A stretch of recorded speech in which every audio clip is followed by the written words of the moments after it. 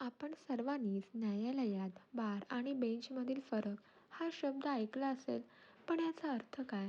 बघूयात. न्यायप्रशासनासाठी न्यायव्यवस्था ही न्यायाधीश आणि वकिलांनी बनलेली असते, जी त्यांची कर्तव्ये पार पाडून न्यायदानात न्यायव्यवस्थेला मदत करतात.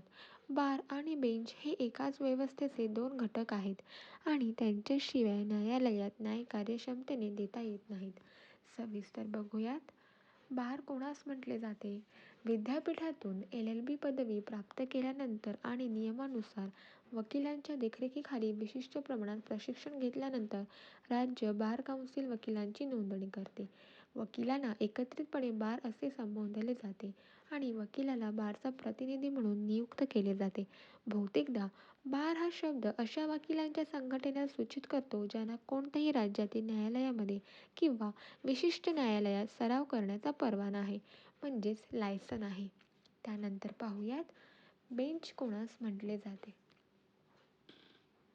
बेंच हा शब्द सर्व न्यायाधीशांना एकत्रितपणे सूचित करतो. बार या शब्दाच्या उलट जो कायदेशीर व्यवसायातील सर्व सदस्यांना सूचित करतो.